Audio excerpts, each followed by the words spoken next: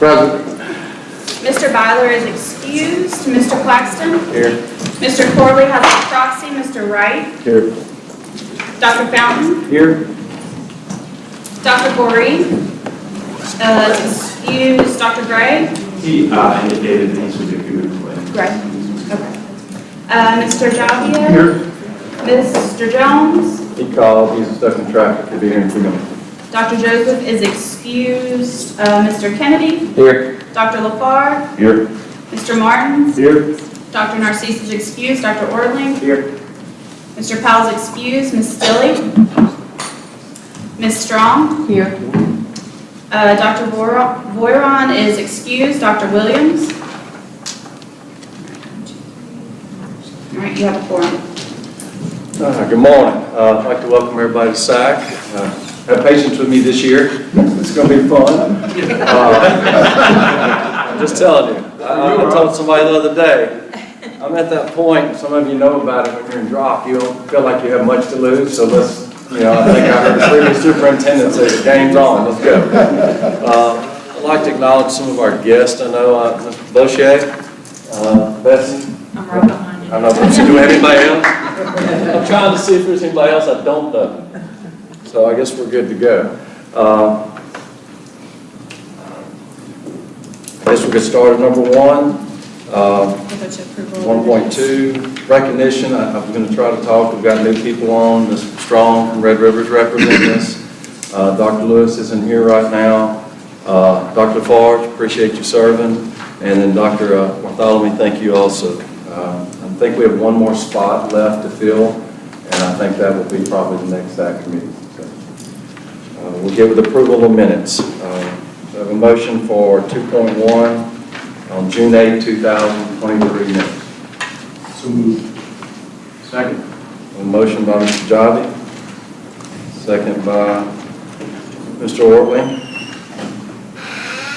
Any comments? All in favor? Aye. Ayes have it, motion passes. Also had a comment, if anybody wants to speak on any of these items from the public, please fill out a card. We can make public comment. New business 3.1, consideration of update reporting regarding academic strategy. Have a motion to receive. Also moved. Strong, a motion to receive. Second. Second by Mr. Kennedy. I guess that's up to you, Superintendent. Yeah, great to see you all. You have been able to get some time over the summer. I know we still have a number of system leaders that are out, getting some of those final moments away before the beginning of school. This academic strategy update, I believe, is coming from Dr. Chasson. Sharon, do you want to step in for the time? Can you hear me talk about the literacy screening? She's on. Hey, Dave. She's on the way. Oh, she's a on red the way. one. It's a major one. This is fire. So that may have some people know them. Okay.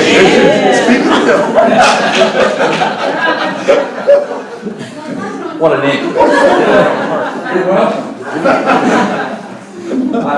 We can swing back if something happens when we have something. I just thought that may have some folks tell those. I was about to begin singing show tunes. Well, us from the smaller communities, we can get around a lot faster. You get in a big town and something happens and it causes a lot of issues.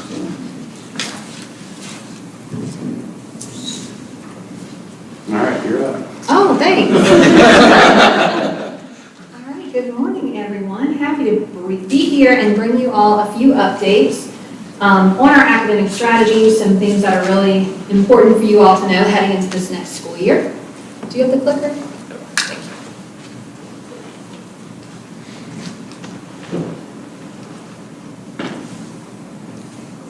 All right, so first up is literacy.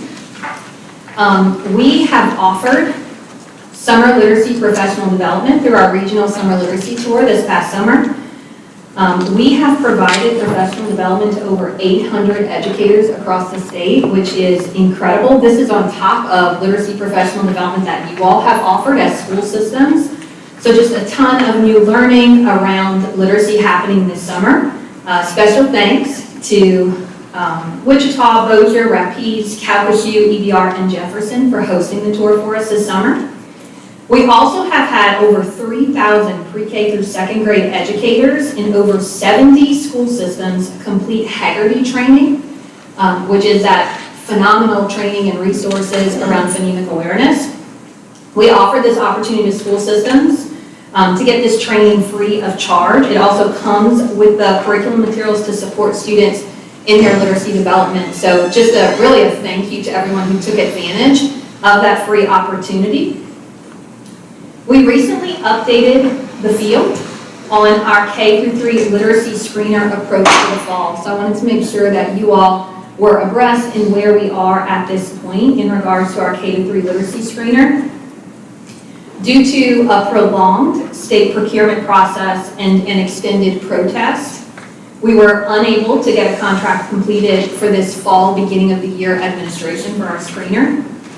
Therefore, all of our students will be assessed using the DIBELS 8th edition, which is a free open access screener provided through the University of Oregon. We have created our own training materials, guidance, a calculation tool, and parent reporting forms, all that have been made available on our website.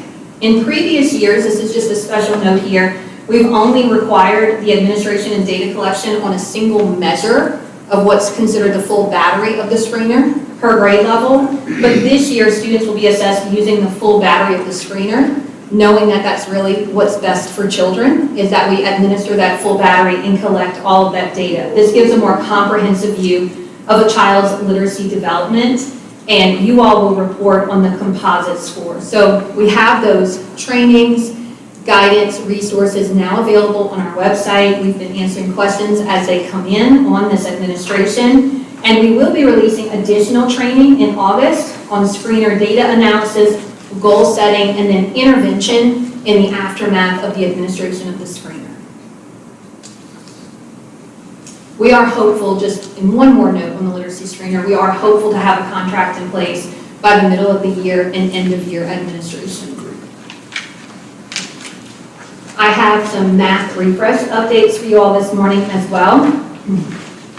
Several new resources and supports are launching this year for mathematics. Our statewide ZERN licenses are now active in 78 school systems. The release of the ZERN impact study at Summit this year shows the huge impact that ZERN has had on Louisiana students.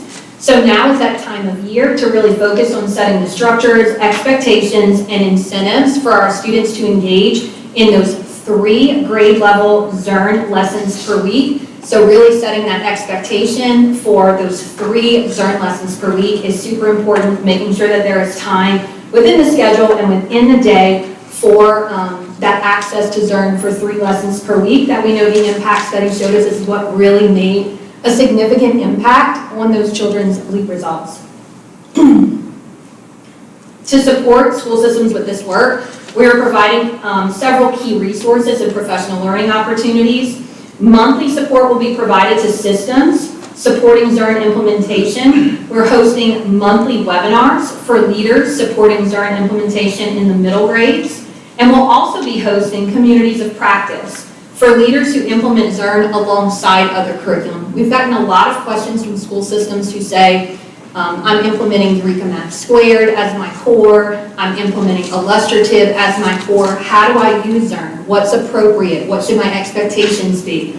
So we'll be hosting some monthly communities of practice for folks to get together, hear some of the best practices, learn, but then also collaborate and share. So we'll be hosting those every month as well. We're also excited to release our newest resource coming in early fall. And those are our FLAME lessons, and these are going to provide our students with extra practice on the essential fluencies for their grade level. We've heard for a long time, many years now, that students need additional practice in fluency work, and so our FLAME resources are going to be a really nice supplement to any high-quality core instructional material that students are using during that core time. This will be a nice supplement for additional practice around fluency work that we know is so important to lay that foundation for later math success. Also coming this fall will be our Math Refresh Leader Toolkit, and this will host a suite of resources designed to guide leaders in assessing math implementation, supporting math instruction, and planning for improvement. We're also going to hold a Math Refresh regional tour beginning in late October. And you all will hear more information about how to register for that. And as you continue planning for math work this year, we've had quite a few school systems reach out, and we've done some really great support visits around math and improving math work. So we are here. We have a phenomenal math team here at the department. And so you can reach out at stem@la.gov. So just like our literacy team, I know has been a great resource to many of you all going out into the field, visiting with your literacy plans, walking through your schools and helping with your literacy improvement work. We're looking to do the same thing around math. We have some great math experts who are here to help you with your planning and with your implementation, so please reach out. One comment on that is that we want to be able to help. And if you feel like you need some, you may be fine, you don't need any support. But if you want any additional support around the math work, let us know, reach out, because we were able to cobble together here by a position here, a position there, just like we did literacy, a small math-focused team, that they are developing these resources, developing this work, and we're more than happy to send them to you all and support there. So you just have to let us know. The one other thing I'll mention, Dr. Chesson, we placed it in the newsletter just for your information. One of the things we're going to do over the course of this year is a set of 6 30-minute webinars. And these will be for school principals that want to participate. They'll be 30 minutes, it'll be in and out. It will be focused essentially 15 minutes on reading, 15 minutes on math. Just a quick update of some of the things happening, some of the resources that are available. Again, you may not want your principals participating, but we're going to make those webinars available across the state. We're going to be intentional about making them brief, 30 minutes in and out, 6 times over the course of the school year, and we'll be sharing out some of the most important resources and support options during those webinars. So just know whenever you see those coming that that's what that is. Certainly not bypassing in any way. I'm wanting you to know that we're making it as an opportunity, and should you want your principals to participate, it will be available. And it's specifically targeting principals as an audience, but of course school system leaders are very welcome to join to hear what the principals will be hearing.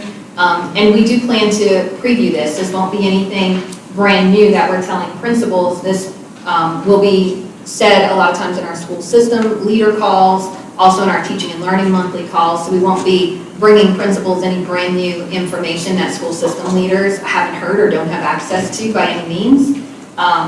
But we are working to make those principal level webinars extremely tangible. Very much, here's what you can do right now, tomorrow in your school to increase your improvement work in math and literacy. So my final update is around social studies. We all know that this is the first year of implementation for our new 2022 Louisiana Student Standards for Social Studies, which we're very excited about.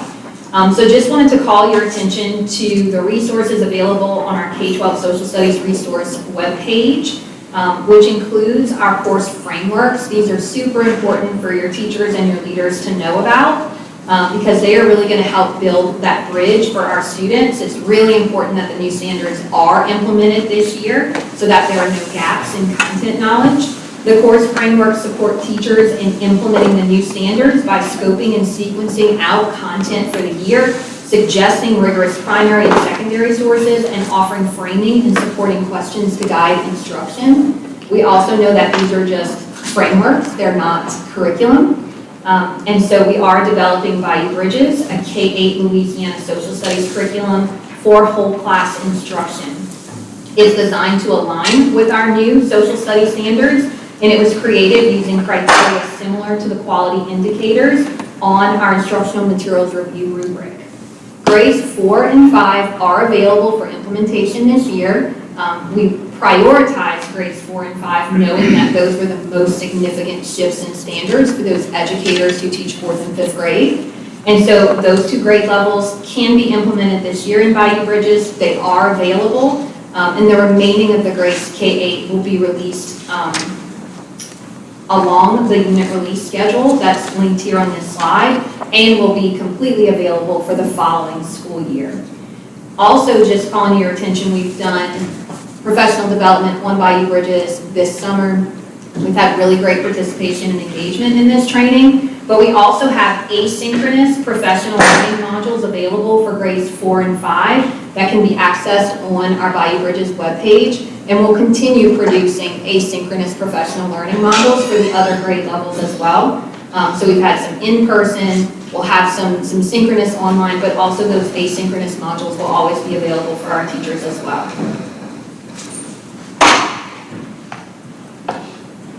That concludes my update.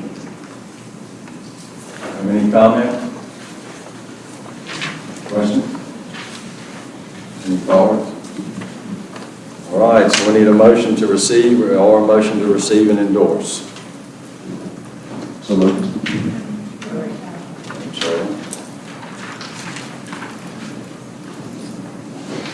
I just need a motion to approve, correct? Receive this, we already have it. Anybody opposed? All ayes.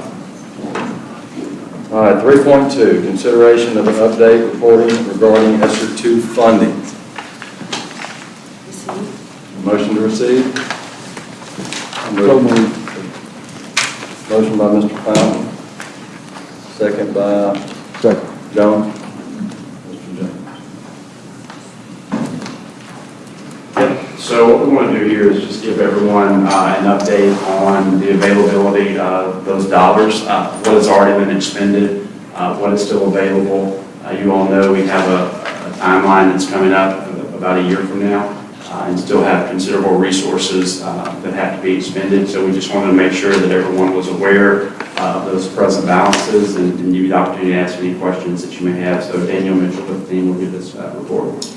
Thank you, Dr. Brumley. Good morning, everyone, Morning. and excited to be here to talk all things ESSER, particularly ESSER 2. There we go. Okay. So for the ESSER 2 allocations, nearly $1.1 billion flowed out directly to our school systems over the past 3 years. The period of availability for those ESSER 2 dollars ends September 30th of this year.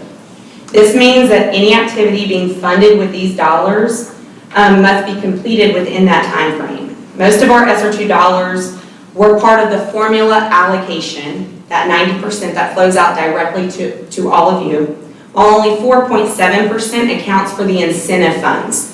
And that's a portion of the state's set aside that we flowed out to our school systems for high priority initiatives and projects.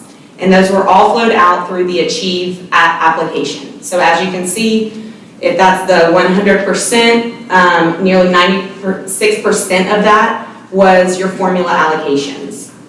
But what we want to laser focus in on today is the balances, knowing that the period of availability is upon us. So here we're looking at the buckets for the ESSER 2 funds flowed out, and as of this week, school systems have spent nearly 83% of their formula dollars, as indicated in the first circle. At this rate, we are confident that school systems will obligate these funds in a timely manner, and we will continue to monitor and reach out to our school systems who do have high rates of unspent funds. Next is the incentive portion. So unlike the formula portion, we are not seeing a high rate of spend down with those ESSER 2 incentive dollars. That incentive dollar amount up there also includes any funds that were flowed out to school systems for the school choice initiative. So we are wanting to really call attention to that bucket for you and your school systems to look at the dollars that were received and for what initiatives, and ensure that either those are getting spent down, those are being put to another approved initiative, and or reverted back to the department. And we'll talk about that in just a moment. But overall, the school systems have spent about 80% of all of their ESSER 2 formula and incentive funds combined. So next we want to call your attention to some information that was provided in May. We gave each school system leader an allocation overview with detailed initiatives for which they received ESSER 2 incentive funds. This communication also included the release of funds guidance.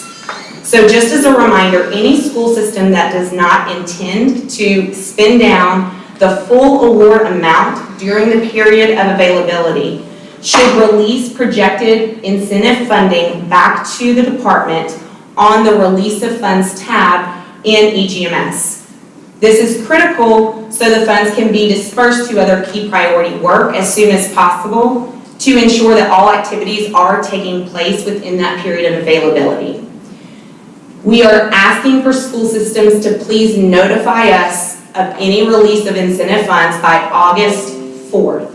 And again, there was a document sent to every school system leader at the end of May detailing their information. It was also provided to school system leaders in the binders for those who attended Summit. We have their incentive formula and super app information. For those of you who were not able to attend or did not get your binder, we did bring some of the binders for the attendees on this committee. So please pass by the table in the back and get your binder with your information.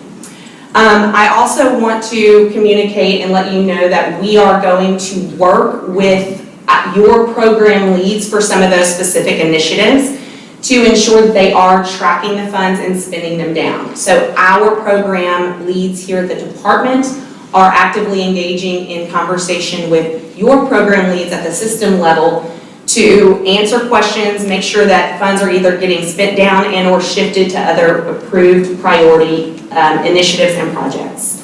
So with that, that concludes the update for ESSER 2, and I'm happy to answer any questions and provide any other additional information if helpful.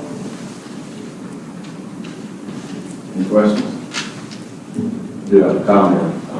Dr. Brumdell, I think Ms. Mitchell for coming to Calcasieu Parish and visiting with our staff a couple weeks ago and going through everything soup to nuts concerning ESSER. So really appreciate her visiting us and catching us up to speed on a little more.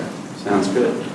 Thank you. So you really did go to Calcasieu that night? I really did. I have a question on ESSER 2. If it's allocated, and let's just say there's projects or something in motion and they don't finish by the September deadline, I think my understanding is okay because it's already allocated in process. As long as the activity has begun by the end date of September 30th. The other question that I would just ask is what type of procurement is it? Is it a contract that is going to have continuing activity after or long beyond that end date? Or is it something that's being purchased or procured and the bulk of the activity would have taken place within that time frame? So any of those types of questions, I do know that we're going to have the Federal Support and Grantee Relations office hours throughout the fall, so that when you and your teams are coming across any of those potential projects or that work, to please get on those office hours so that our team, the grants management team, is available to support and provide answers around that. You're welcome. Any question? Can I ask a question, please? In the incentive funds, and they are obviously in buckets and pinpointed for specific activities, and obviously, whatever the amount allocated, you're not going to get exactly that amount that you do. If school districts have unexpended funds in those buckets of incentive monies, is there a way that the school system can say, oh, all right, I've got, I don't know, $20,000 left in this particular bucket. Can I transfer this to another allowable activity? Or is it just restricted to that specific one that it was allocated for? That's a great question. And the answer is, for the most part, yes. We provided a flexibility guidance to school systems this past spring that allowed school systems to shift funds between other identified initiatives. it isn't open range in terms of being able to just shift it to anything else, because there are certain thresholds that we as the state have to meet for the obligation of these funds. So for example, 5% of our total award has to go to learning loss. However, the ACT Now, for example, and the Alternative Education Curriculum Support were both identified initiatives that are a part of our learning loss calculation. So if ACT Now is projecting a balance and that school system wants to shift those funds to another initiative that is within the learning loss bucket, that is completely allowable, and the application enables the school system to go and shift those funds. The document that was provided in May actually has every single initiative, and it highlights those buckets for which the transfer of those dollars is allowed.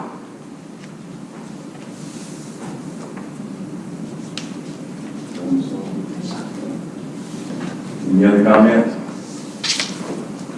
Mr. John? So Superintendent Brumley, I was at the Knock Knock Museum for the rollout of the Louisiana Comeback Initiative, and I know a lot of what you discussed then was connected to ESSER's funding, relative to some districts struggling to a certain extent with using those incentive funds.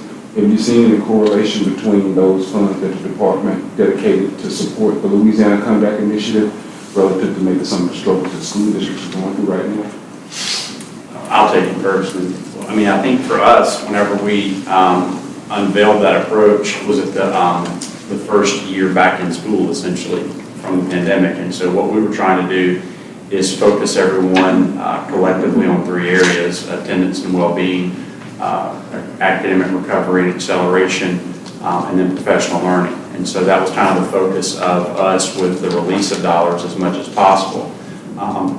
And then whenever we had everyone complete over the last few years the comeback plans, we did comeback 1, comeback 2, comeback 3 is coming. Like we tried to again center everyone's thoughts across the entire state around those primary areas. For us academically, I would say that we have we believe that some of the growth that we have seen is a result of the collective focus in those areas. And so I don't know if you want to add anything to that, Danielle, but I do think that that was helpful, because for the entire state, we kind of got to row in the same direction around some key areas. In terms of the way that the ESSER incentive funds were allocated and for what initiatives, we very much try to align those approved initiatives with the comeback commitments. So, for example, with academic recovery and acceleration, we funded things like the ACT Now, dropout early warning systems, K2 content literacy screeners, different things that actually align with that. So there wouldn't be a lot of disconnect between the incentive funding from the state and the priorities that are reflected in the comeback plan.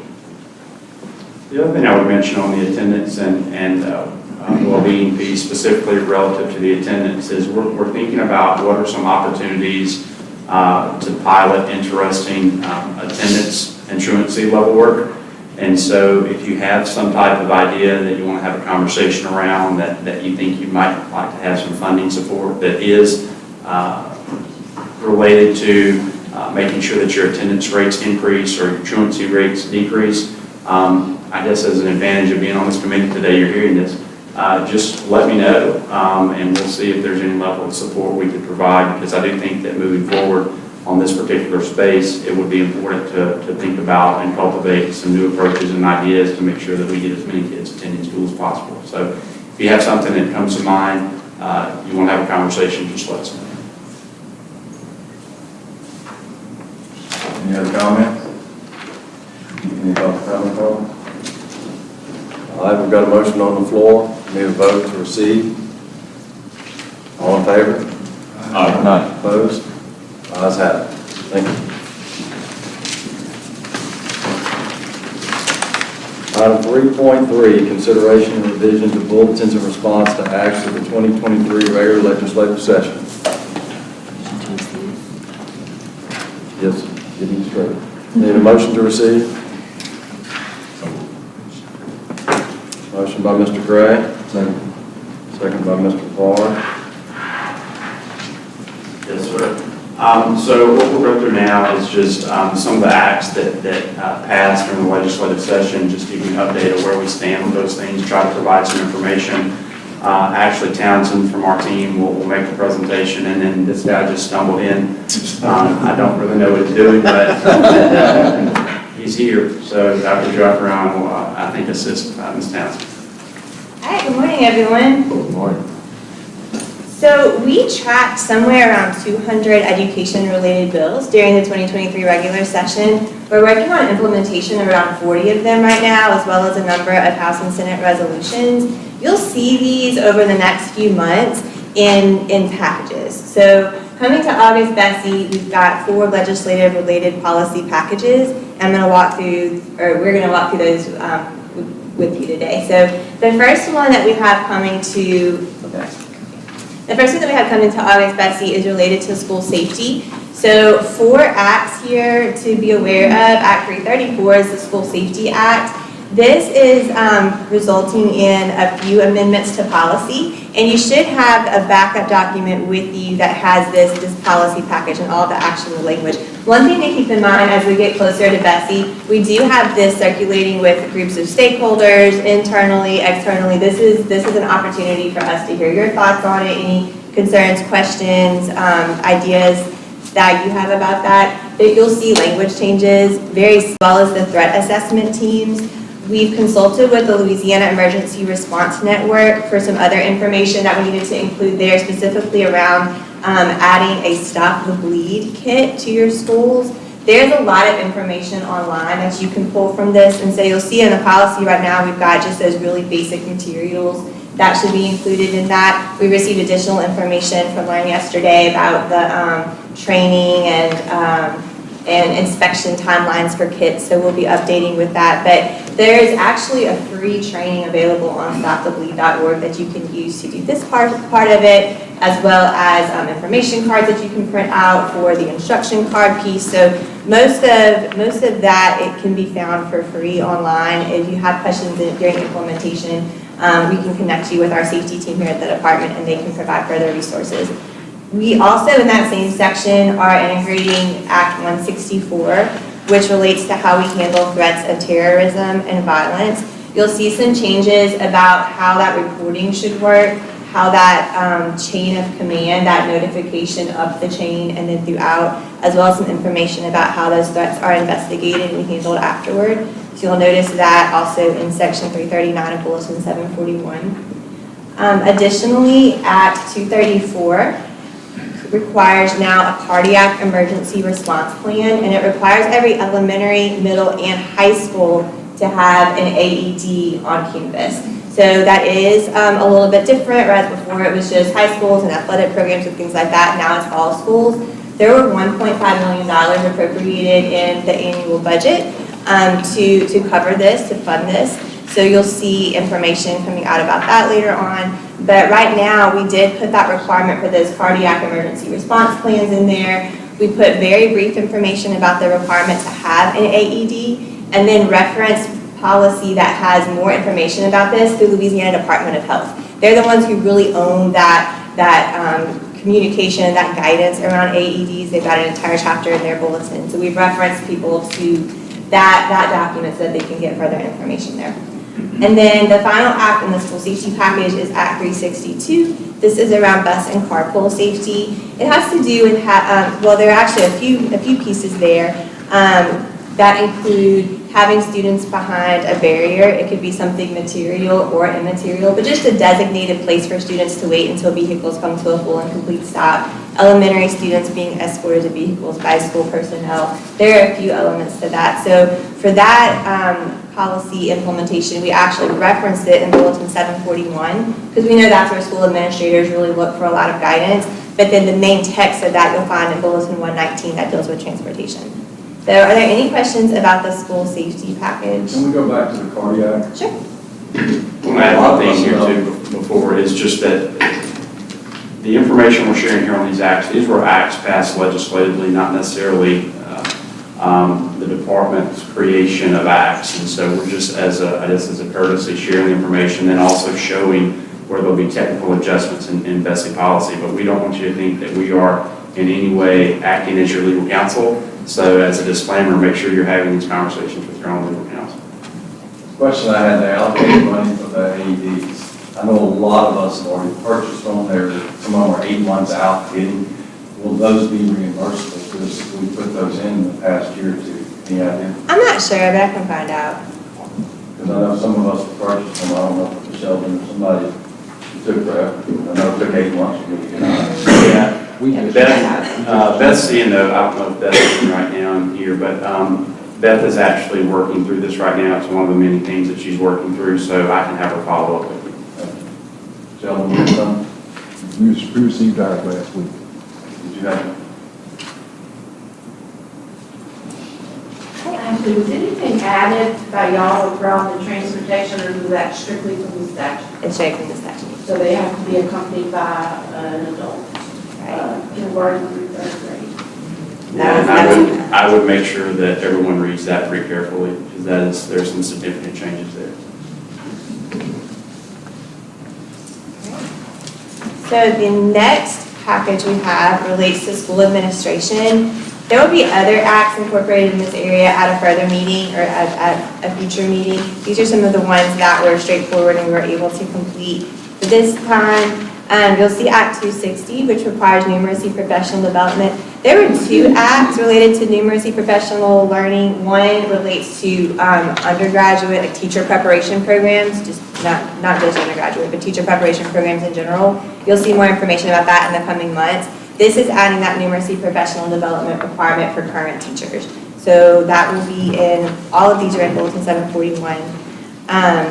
This Act 215 allows systems to offer an elective course in the history and literature of the Bible.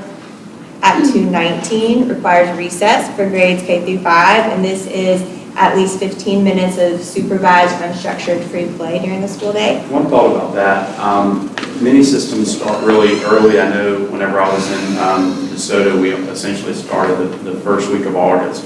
Obviously, we're in Louisiana, obviously it's really hot. Recess does not necessarily have to be outside. What I would encourage you to think about is in the months where, or on those days that are especially hot, what other options might you have to consider?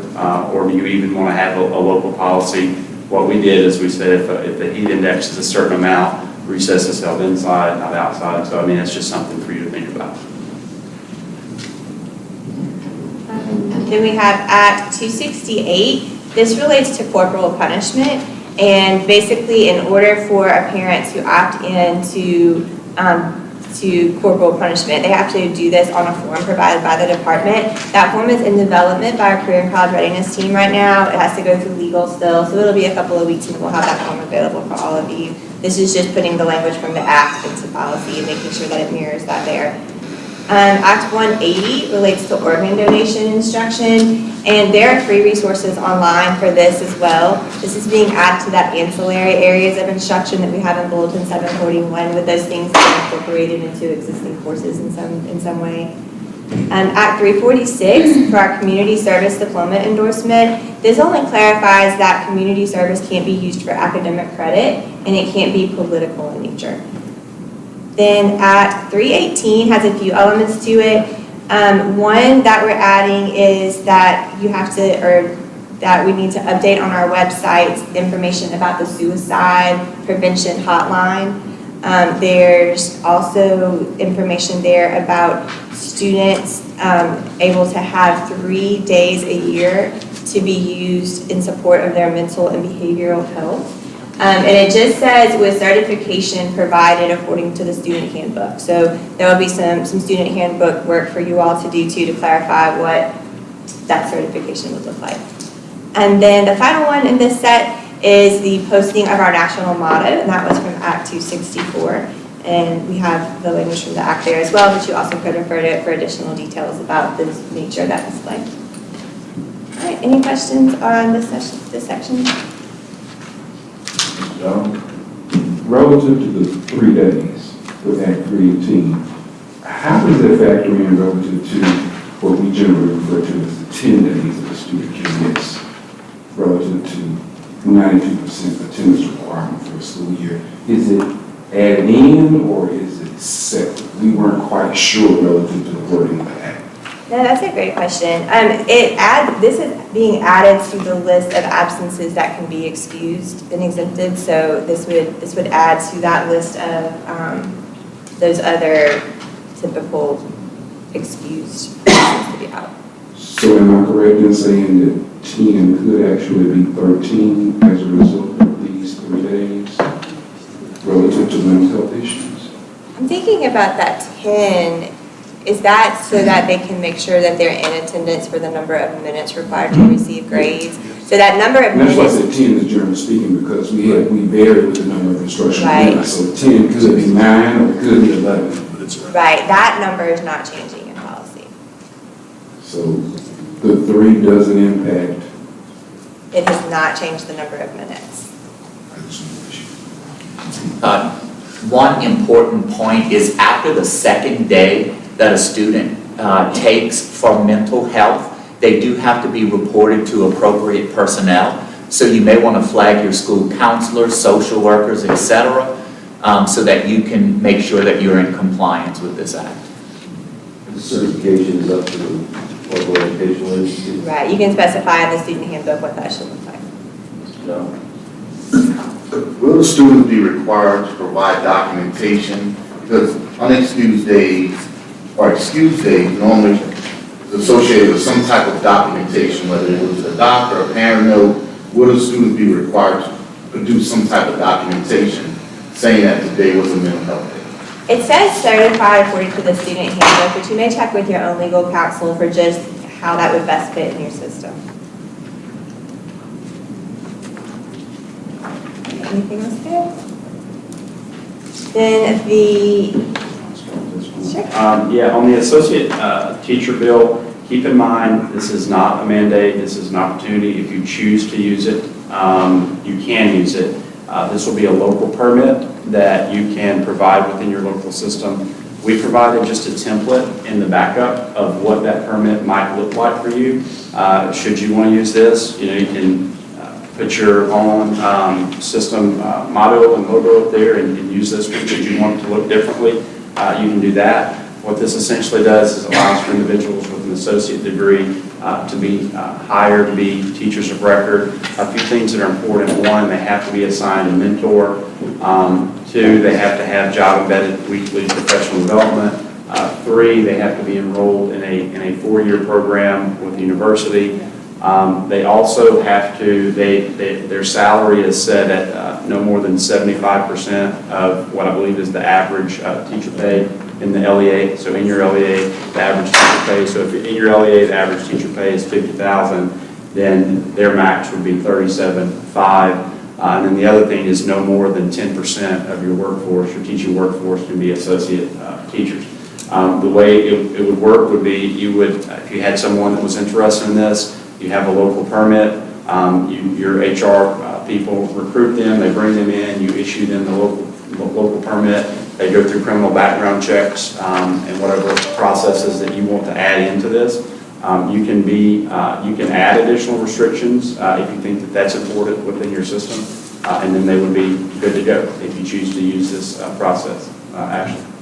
Well, the only other thing I might add is that if you click, even though we gave you the template in paper form, if you click the link that's in the slide deck, that's actually an editable Word document if you want to modify that for however else you'd like to use it.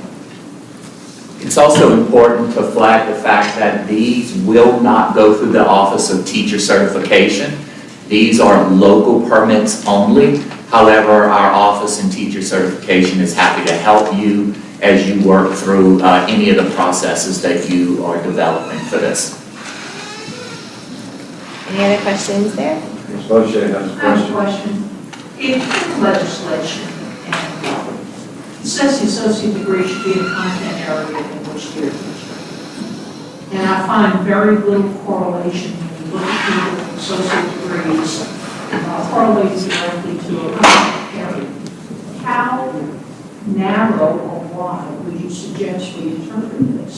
If the associate degree is in general studies, so it's the transfer credit from a community college or something, and you want them to teach a course, content-specific area, how do we correlate that if it's not directly stated in that content?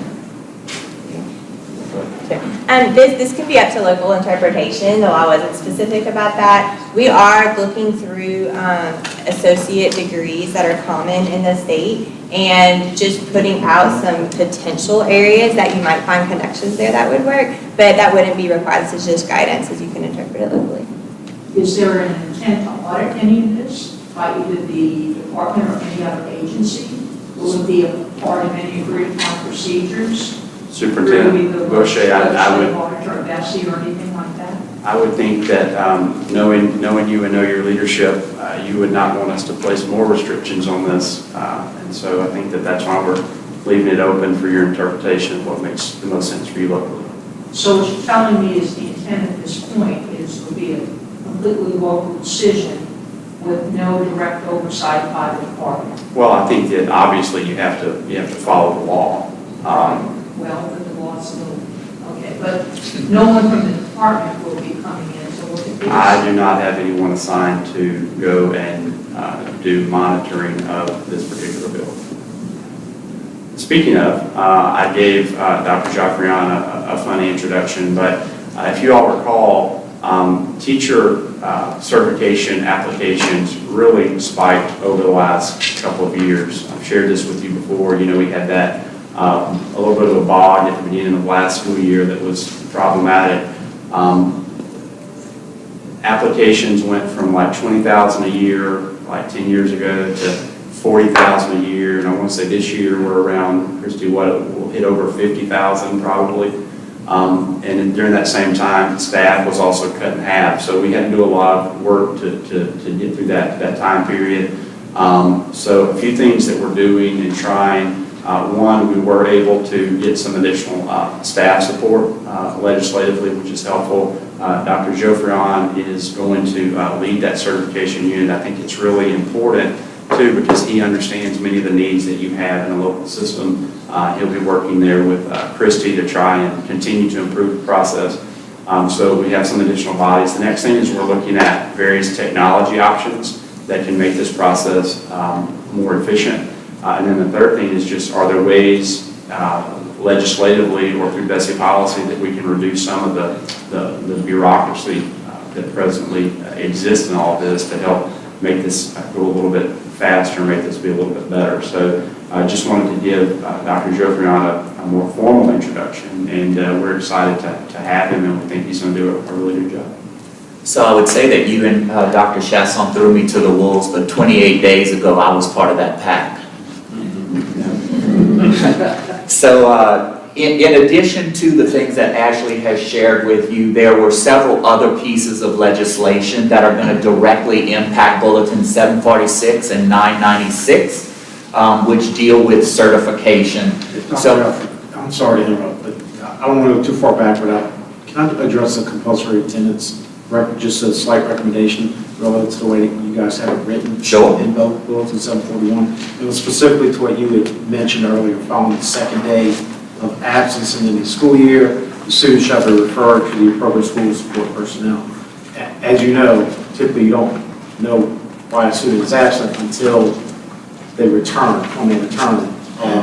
Would it be more applicable, or even within the context of the law, to state something as upon return from an absence, if the student was absent 2 or more days, to then refer that personnel, because it's a shall, to appropriate personnel, because typically you don't know why the student is absent upon their return, because then that adds additional work on school personnel to find out, aside from what they're already currently doing. So instead of the word following? So correct. So instead of following the second day of absence in any school year, upon return, if a student missed at least 2 days due to mental health, or something along that line, because the way it's currently written, it's almost requiring potentially personnel to identify why they're absent each time the student is absent after 2 days.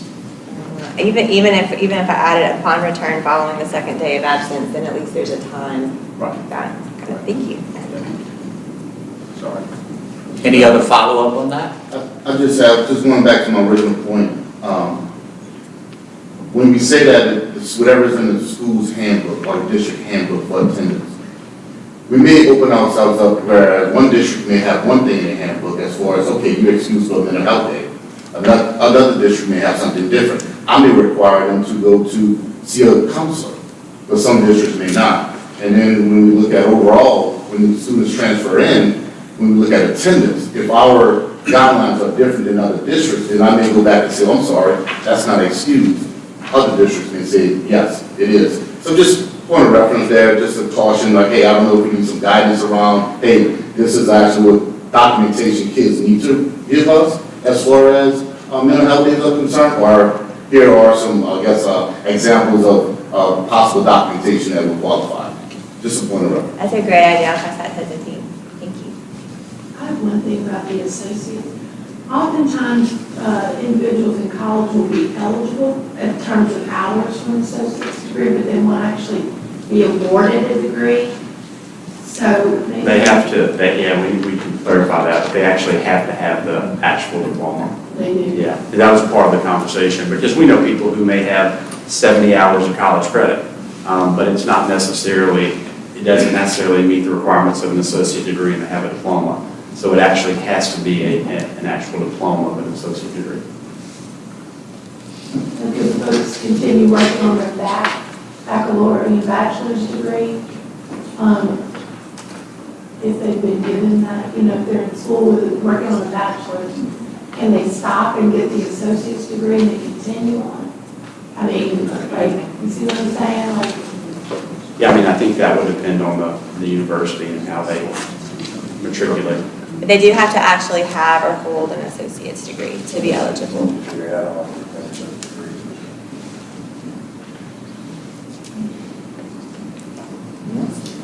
Mark? Just a couple of questions. I probably should have dug into this a little more before today, full disclosure. For an associate teacher, do they have a certificate? Are they awarded a temporary, so it's a It's a local permit. non-certificated? It's a local permit. You would give them a local permit. We gave you like an example of what that template could look like. They're not going through the certification So there's office. zero involvement from the state and. Now, you just need to make sure that they have a criminal background check, for sure. Okay, and then the follow-up to that, I'm assuming that then this would not qualify under the exemptions for ethics as it relates to board members and superintendent and immediate family members that just fall outside of that because they are in fact not TAT or certified, correct? That's a legal question. No, I'm not yeah, comfortable we'll processing consider that to the ethics, Yeah. but that was from my clause. There are exceptions now for the employment of agency head immediate family members as a teacher if you are a certified teacher or you're TAT eligible. If we hire a person who has an associate's degree to perform the function of a teacher, they would not qualify under that exemption of the law, is my understanding, but we would obviously have to get Louisiana ethics board to rule.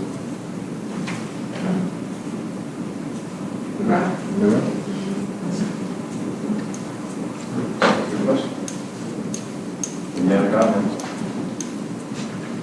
Okay, so I'll be going over with you the information that we plan to bring to the August BESI meeting.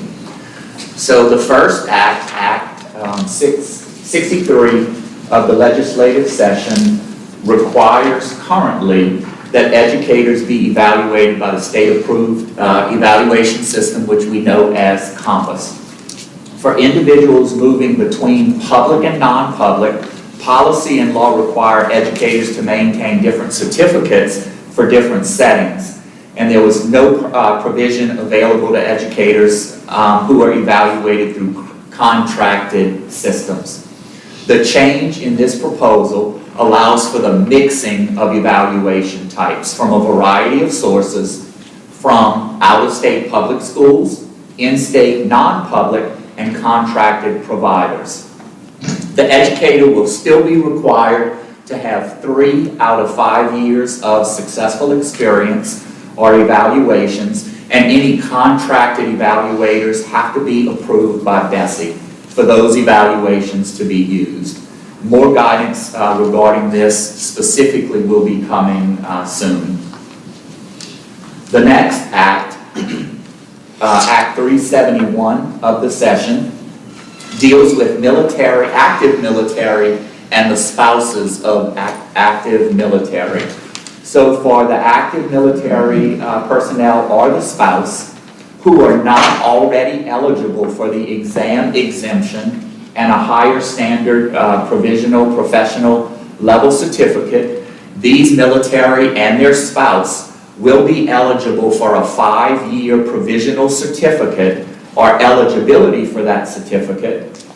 LDOE will be required to actually grant that certification or that eligibility within 20 days of receiving the completed application. And the individuals are still required to have 3 successful years of evaluation during the 5-year period in order for them to advance to a higher level standard professional certificate. The 3 successful evaluations will exempt these individuals from any required state praxis exams. And I'll pause there for any questions because the next act has nearly 10 things that will be changing. Okay, so the next act, Act 392 of the session, actually removes TAs, meaning that these are no longer required. This is the temporary authorizations. These are typically granted for uncertified teachers, administrators, or substitutes. Now, any person who already has a TA will be allowed to continue with that TA. However, we will no longer be issuing those certificates. The next portion of the act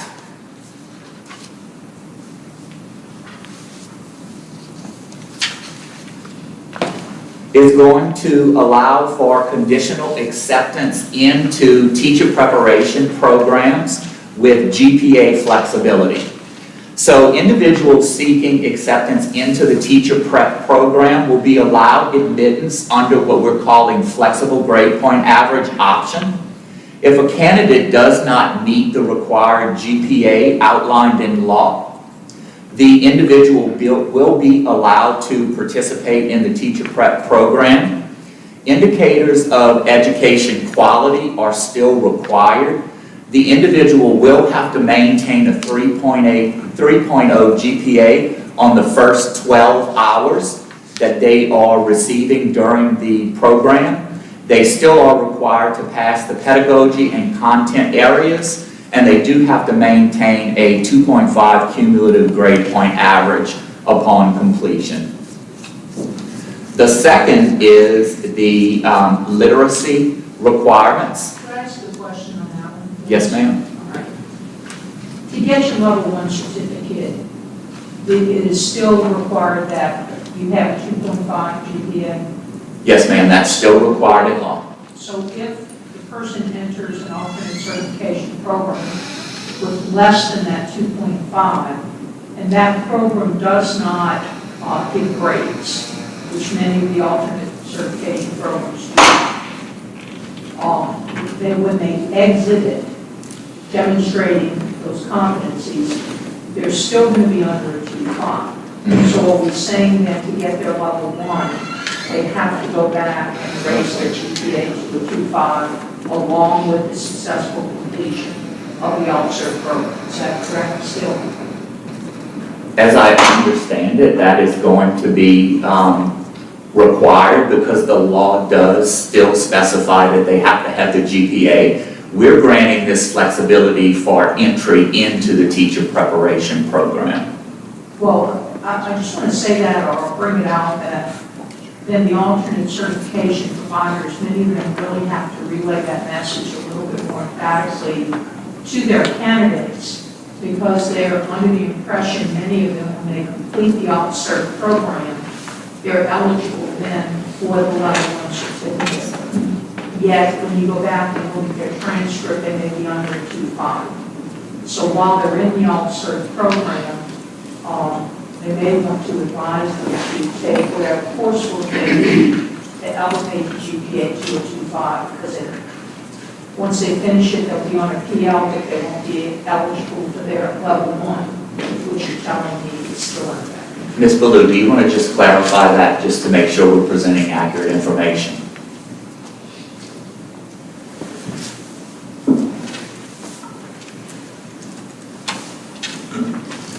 Good morning.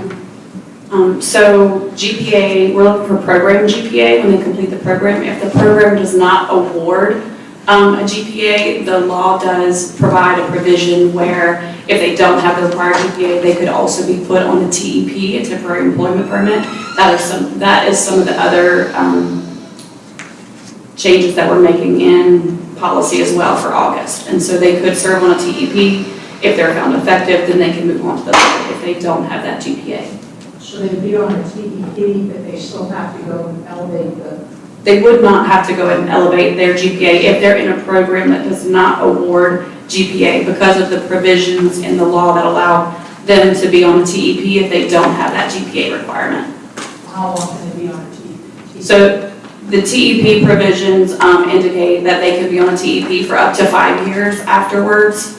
If they don't have that GPA, they're mentored, they need the successful evaluations, and then if they're recommended by their school system for hiring for the following year, they can move to that standard level 1 after that, if they don't have the GPA. Okay, so I'm just going to restate so I'll know if I understand this. It could be in a TEP for 5 years, successful evaluations, gives them access to the level 1 after 5 years without coming back and retaking courses. Correct. This would also be applicable to undergraduate candidates, the TEP option. So it's a little bit out of the norm from what we've done historically. You know, the TEP is a non-standard certificate. Those in an alt-cert program would be on a PL while they're in their program, which is a standard certificate. So they would go backwards a little bit if they, as far as the terminology, if they did not have the required GPA, but they could still teach. If they're found successful after those 5 years on that TEP, they could move to the standard level 1. So it's just a little bit of a different pathway than we've had in the past. But it would also be applicable to those in the undergraduate program if they didn't graduate with a 2.5 GPA. Thank you. And are they on a PL while they're doing the program? If they're in an alt-cert program and they're a teacher of record, they would be on a PL. Even if they don't have the GPA? Correct. Which is standard certificate. Correct.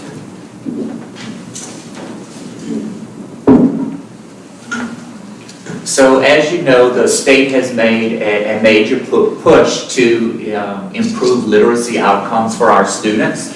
So as part of the new bulletin, we are required to add science of reading training.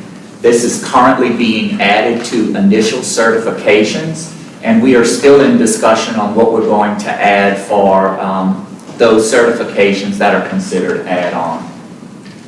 In regards to the out-of-state reciprocity and the actual advancement, the changes require out-of-state experience to be used for exam exemption, be prior to the application for certification or actual employment in Louisiana.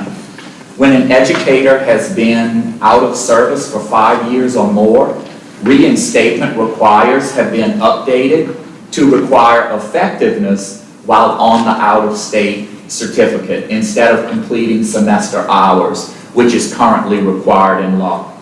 Other changes to the out-of-state reciprocity are going to be brought as part of future revisions.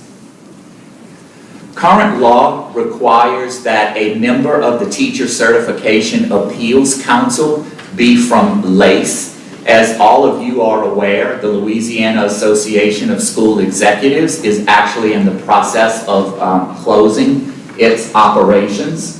So we're adding language to the law that allows for a similar organization to be added to membership of the Teacher Certification Appeals Council. In the event another organization would close, LDOE would seek out other similar organizations.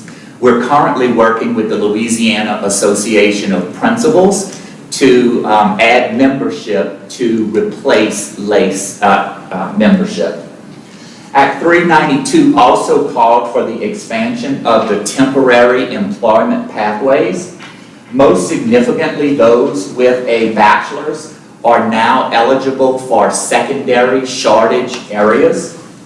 A cumulative undergraduate GPA of 2.5, as well as the passage of associated content exams are required for this pathway, as these are individuals without teacher preparation.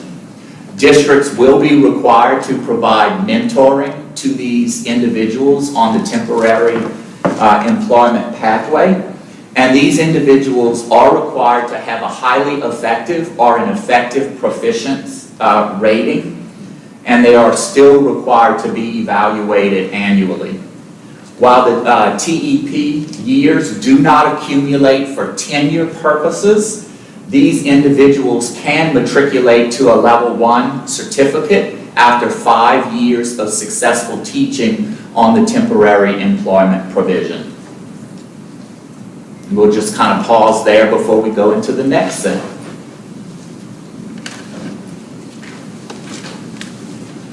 So I've already mentioned to you the removal of the TA certificate.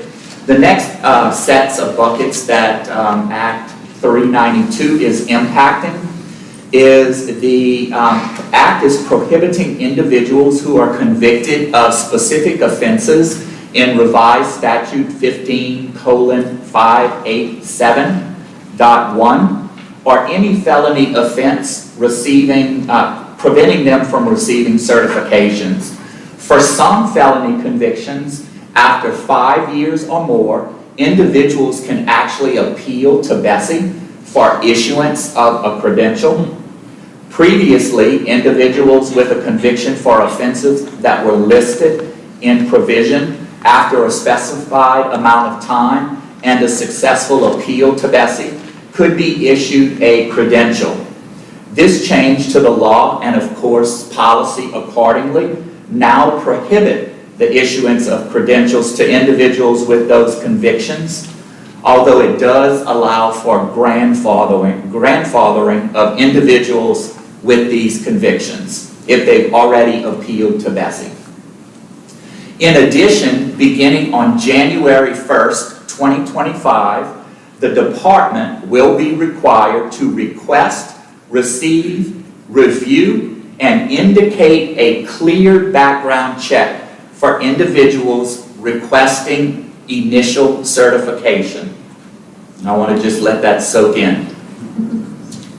So starting on January 1st, the department is now going to be responsible for background checks for all completers requesting initial certification, meaning that that responsibility, if you choose, can be removed from your school system having to secure those background checks.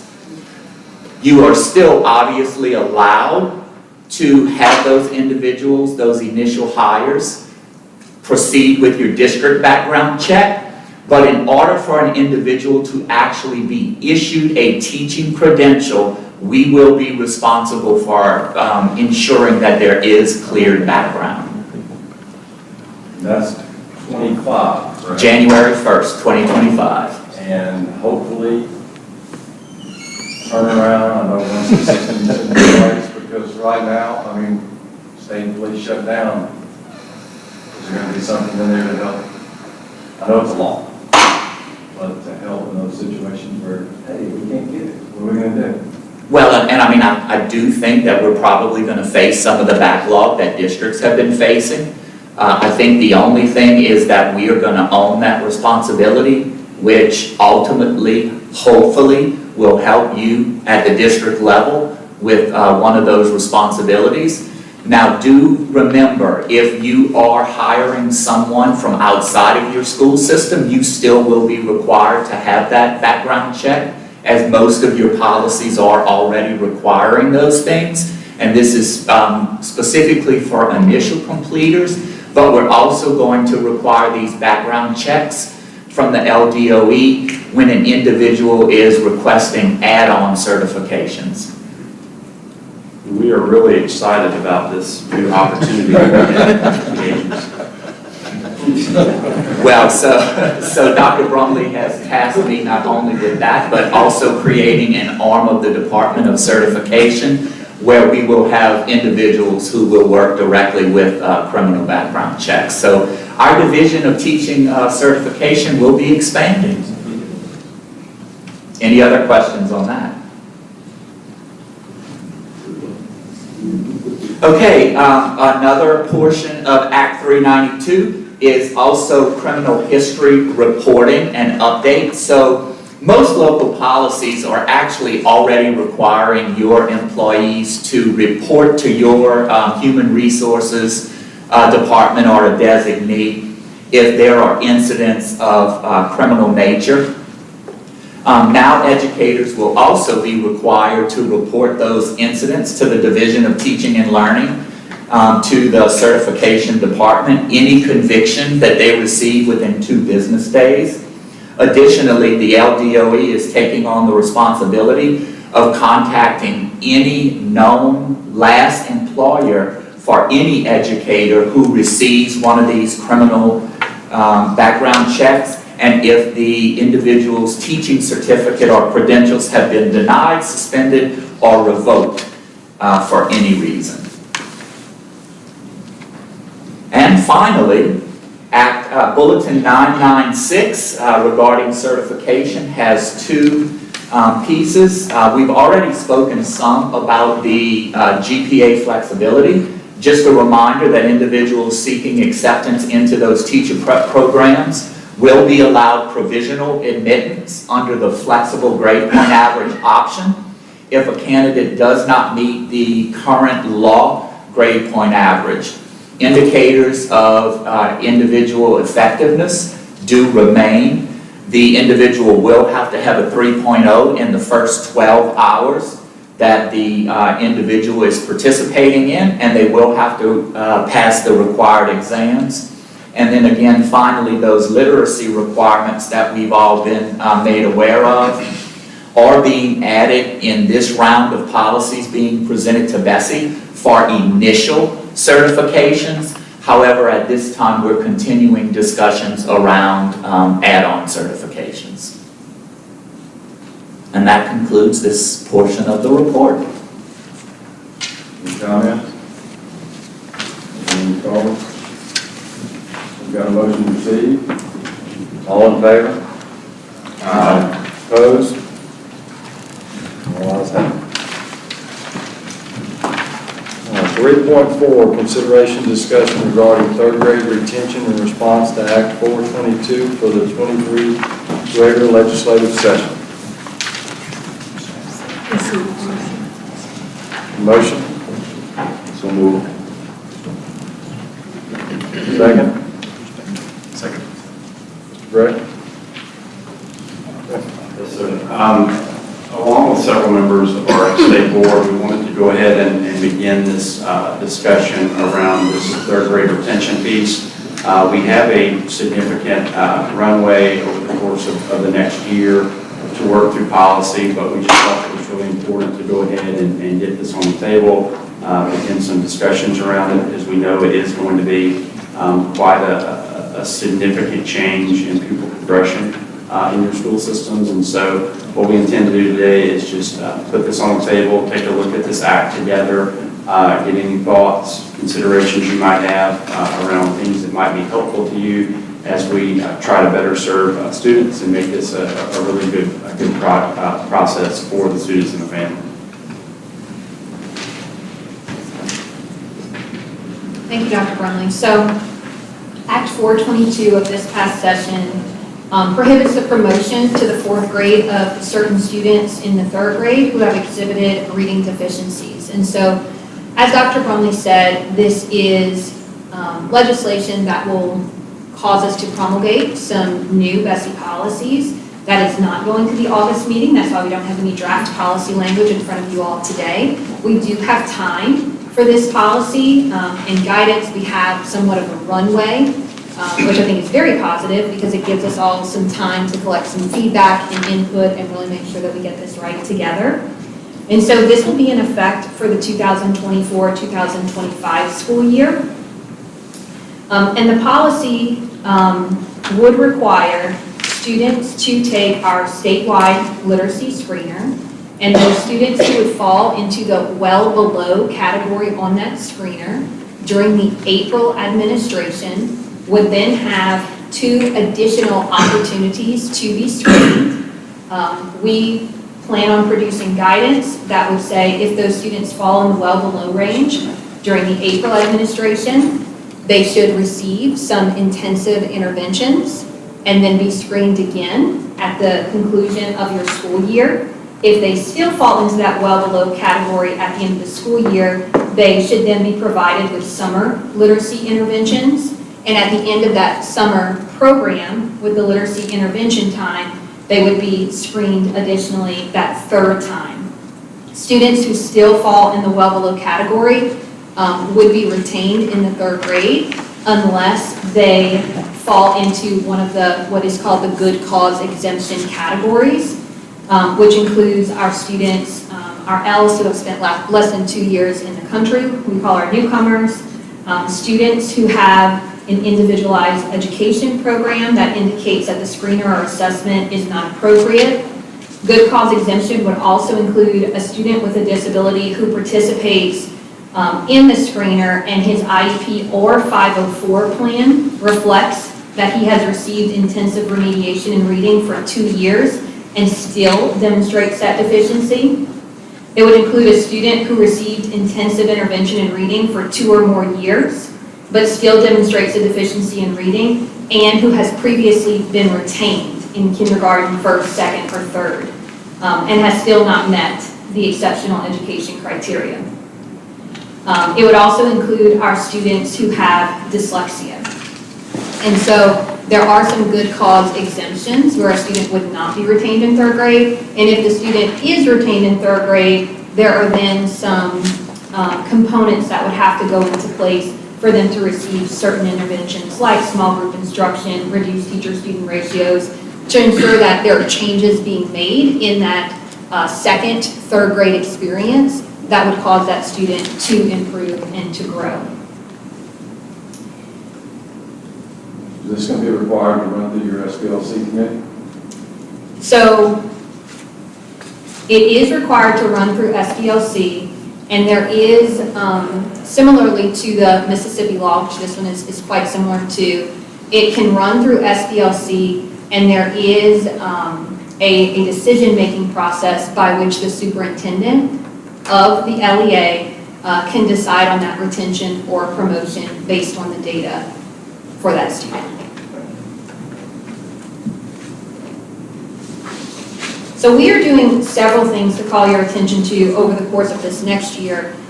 For one, we are going to work on that draft policy. We do have time to get additional feedback and input from this group, from other groups, our Early Literacy Advisory Commission. So we'll be working on that over the next few months. So it won't come in August, it'll come in a few months' time. We'll also be working on some guidance for school systems. This will include a plan for communication for you all. So we really want to make sure that we're arming all of you with all of the information, parent notification, parent letters, things that you can do to let parents know that this is coming. We'll also be doing our own communication from the department to make sure that our parents across the state know that this is coming for next year. Parent reporting is another really important part of this bill, but it's been an important part of our literacy family engagement work. We know that parents need to know about their child's literacy progress, but they also now need to know about this legislation and when it will go into effect. And so parent reporting, this will be a part of the 2nd graders' parent report at the end of this year. So this is our current incoming 2nd grade class that this will impact first. And so at the end of this year, there will be parent reporting for our literacy screener, our statewide literacy screener that I spoke about earlier, and students will be flagged and parents will be notified if their child is falling into that well below by the end of their 2nd grade year. So that parents really have that notification a year in advance. Yes, your child is falling into the category, that if they remain in this category throughout the next year, and they would score in this range by the end of third grade, then, this bill is now in place, so that parents really have the notification ahead of time that they would need.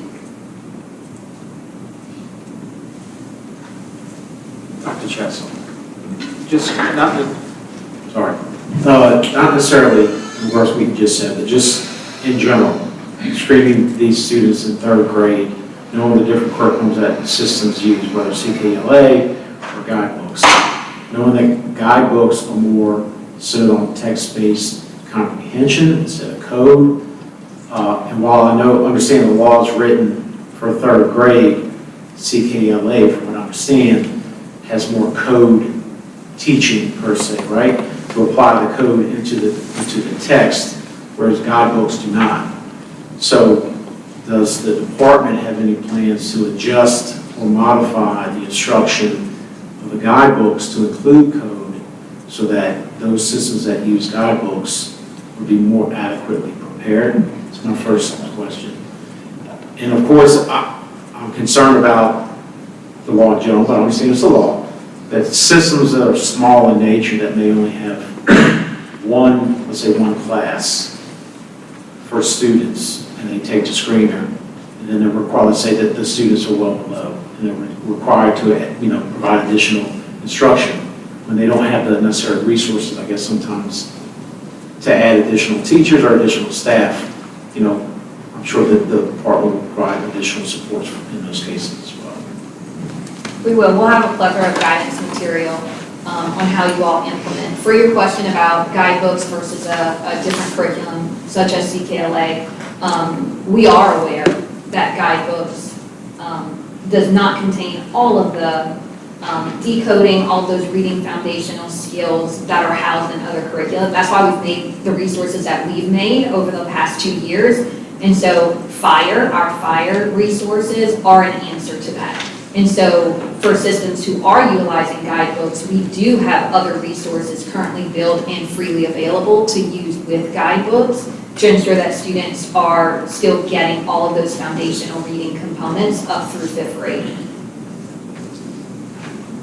And while I appreciate that we're using those resources, it's much different than being in the curriculum instead of using it in a supplemental way. So that's still a challenge. And the other thing I'll constantly think about is the accountability measure.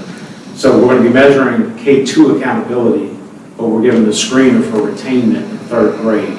Will the department consider any other additional changes to that recommendation? I'm sure obviously Betsy would have to be involved with that, but has there been any discussion related to that? Because we're talking about retaining kids at 3rd, but our K-2 accountability system is K-2. You're really teaching reading all the way through 3rd grade foundationally to be able to apply for text-based comprehension 4 through 12. Well, let's say one thing moving forward that we're exploring is just making sure that through the standards process that we have those elements included very overtly in those lower elementary grades. So I think the answer to your question is yes, but the process on how to get there is still to be determined. Thank you. And that's the accountability workers that's about to step up again, so I will contact them. Please. Then we'll go back to the original discussion of the protocol all the way through.